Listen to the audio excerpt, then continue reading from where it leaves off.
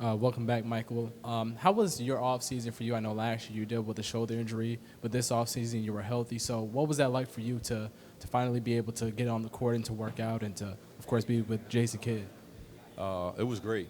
It was kind of like a fresher breath of air, and you know, I, the biggest thing for me was just being on the court and just being in the weight room. It was really important to me. I missed, like you said, I missed all last summer, so those are the things I was really trying to do. I didn't go on vacation or anything like that too much. I was really in the gym and in the weight room a lot of the summer.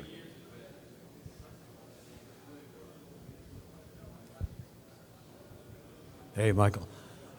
Just talk about a little bit about your summer, and I know you were with Team USA, and how maybe that helped you going into the season, and it was a new experience, right, as far as the senior national team. Yeah, going to the USA thing was great. I learned a lot. I had a great time. Took some advice from some people who've been in this league for a while, and some place I want to get to one day is where those guys are. So took a lot of advice. I put in a lot of work in the off season, and I'm just excited for this year. Okay. The other thing I wanted to ask you, Michael, is just how big it will be for you to have a full training camp. We remember you coming in, and it was tough, right? Trade deadline. I remember you telling me, hey, I wasn't even really ready for that trade to be made. So now you got a full camp, you got some new teammates. How much more at ease will you be, do you think, and how big is this for your whole season? I think my mind is in a great place right now. I'm really focused on the team and doing whatever I can do to make these guys better and to make us better as a whole. So, I really have a positive mindset. I think my attitude is different.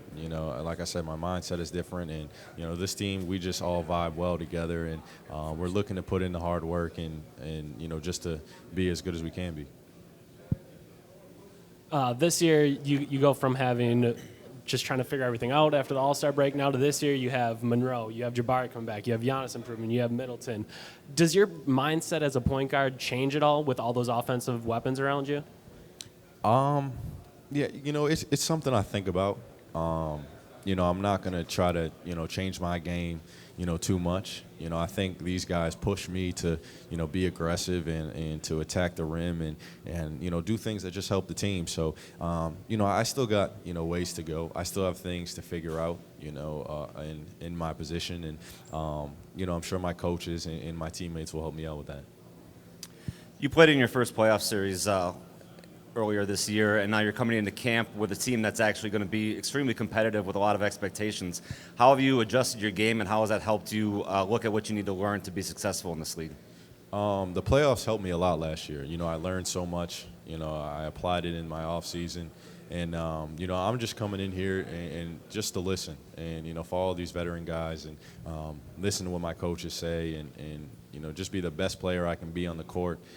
Do anything the team needs to win, whether that's, playing lockdown defense every game, whether it's, rebounding, getting assists, scoring the ball, whatever it is, for us to win.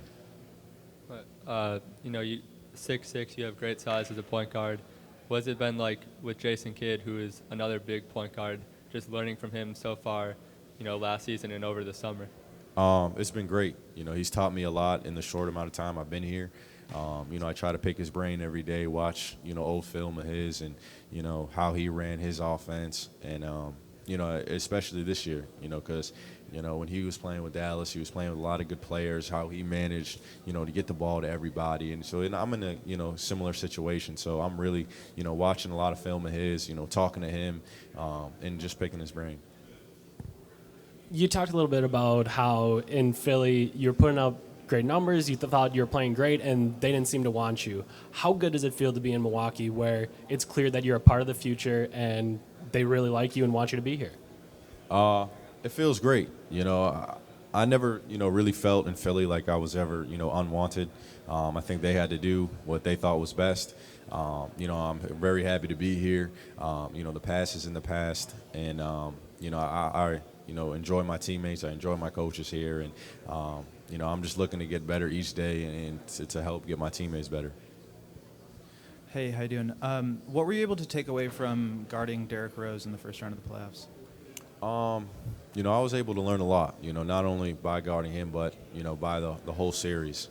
And, it was the first time where, I was, focused in on, one person. And just because, that's you get your matchups for that week. And, you study their game, what they like to do, their tendencies. And it was great. I had a, fun time, just competing, against, a former MVP.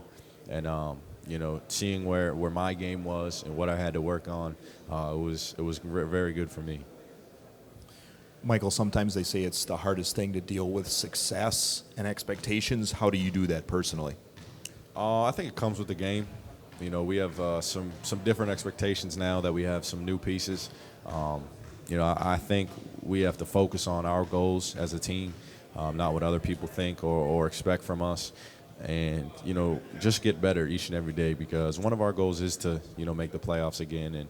And once we make the playoffs, it's, we want a different outcome than last year. So, how now can we, prepare for that moment? And I think that's what, it's all about, is how are we going to prepare this preseason for, game one? How are we going to prepare after game one for game two? Just taking one game at a time. And if we do that, then, by the time playoff time comes, we'll be ready.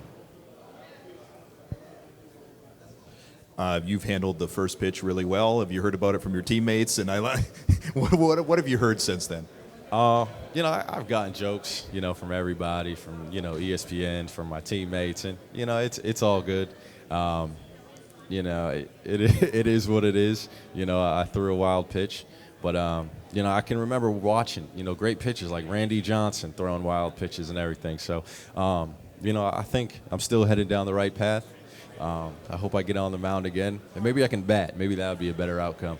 But nah, man, it's all jokes. It's fun. It's funny. I guess some publicity. What do they say again? Bad publicity is good publicity, or whatever it's called. So it was cool. I had a good time. I had a good time at the game.